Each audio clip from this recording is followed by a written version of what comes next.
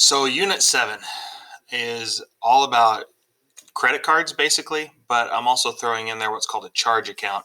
There aren't too many places out there that still offer a charge account. That's where you can, if you ever watch any old movies, they'll say, hey, just put it on my account.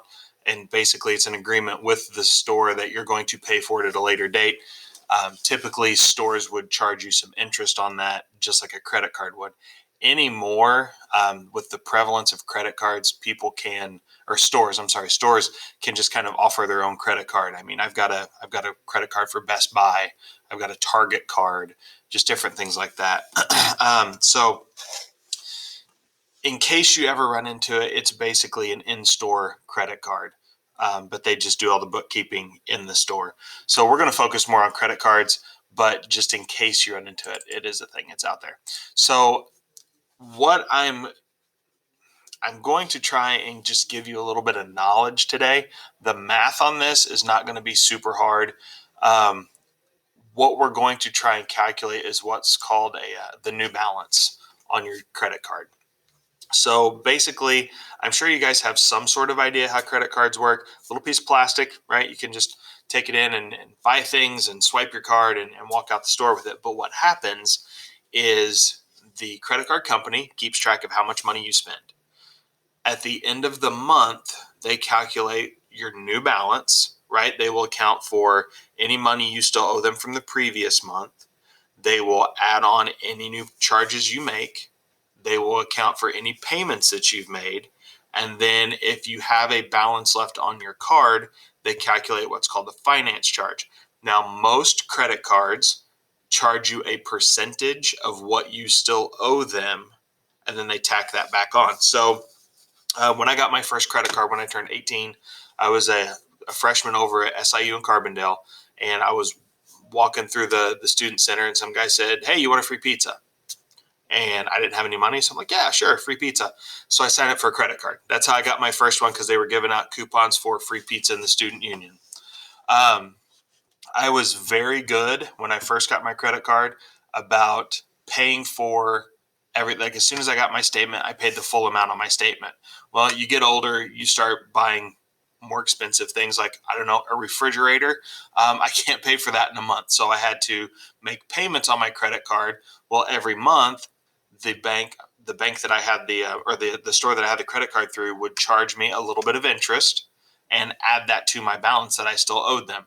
It's just kind of the way the world works. It's basically a loan through a store. So just some terms that you guys might need to be aware of. So the credit card, I kind of already talked about that. Um, it it can be a very useful tool. You hear people talk about their credit score. Well, a credit card can help you build up your credit score if you're wise with it.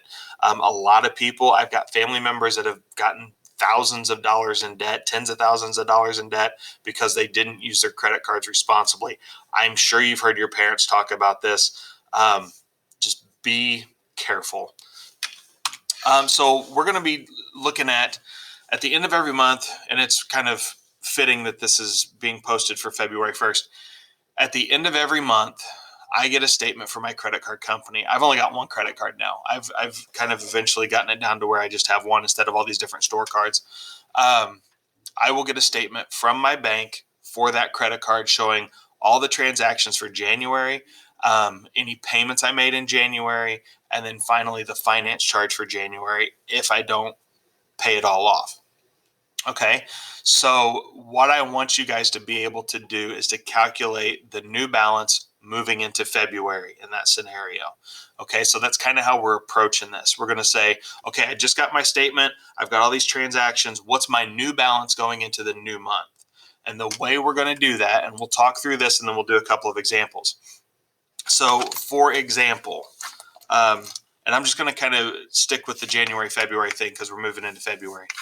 The new balance that is moving into February. Why is that white? Okay, moving into February. Okay, we're going to take the January balance and they are going to add on a percentage, which we'll worry about that later, how to calculate it. They're going to add on a dollar amount for any money that I still owe them. That's the percentage for them basically holding my loan. They're going to add on any new purchases that I make.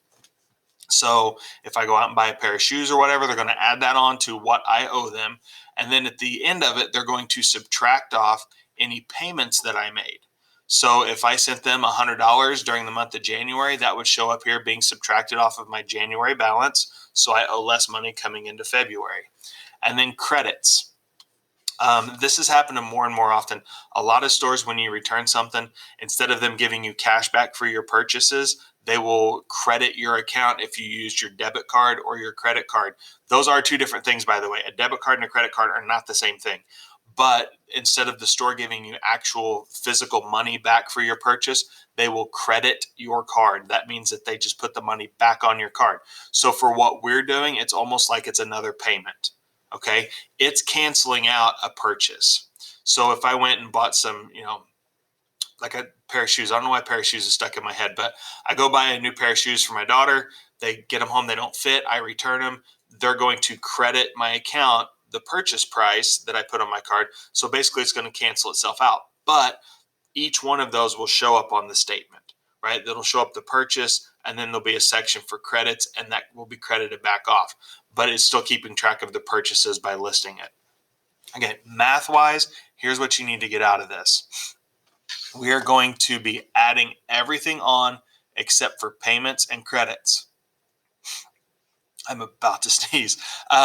Anytime you see payment, that is getting subtracted off. Anytime you see credit, that is getting subtracted off of your balance. Okay, so I think your homework tomorrow has a table similar to this, but pay attention to what's going on here. It's telling you right here what to do with these numbers. Okay, so we're starting with a new balance of $600. Excuse me. I've got a starting balance. That's from the previous month, right? So kind of in your head, and again, consider this January. We're trying to figure out what we're starting February with, if that makes sense. I hope it does. So I've got $600 balance left over from January. They charged me $750 for, they kept my money, or they, I borrowed money from them basically. I bought $90 worth of stuff and I made a $100 payment. So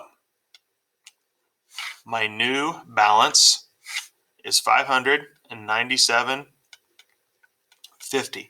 So when all that's said and done, I came out making a $2.50 payment because of the finance charge and the new purchases. Right? My new balance isn't that far off from my previous balance. Okay, 278.75. I'm going to add on my finance charge, add on my payments, and subtract off my credits and payments. So I am negative 161.22. What that means is that we have made more payments than we had a balance. So what could happen here, just to kind of explain the scenario, basically what this means is that the credit card company owes us. They owe us $161.22. One of two things can happen. That credit can just ride on your account, or some companies might actually write you a check for that. Probably what happened in this scenario is we had a credit that took a while to process, like maybe Christmas presents or something that got returned, and through the month of January, like it took 90 days or 30 days, 60 days, whatever, to process, and that's why your credit is more than your previous balance. So maybe we'd already paid our bill in December, January, and then it's finally coming through in January. So don't freak out if you get a negative. The math is solid on that one. Okay, we're only going to do a couple of these. So we've got a balance of $926.42, and we made a payment to $23.50. So $926.42 minus $223.50.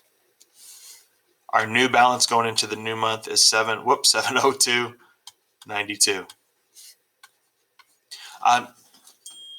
Watch this video more than once if you need to. This isn't super complicated. You're adding and subtracting. You just have to make sure that you're looking at it the right way to add things on and subtract things off.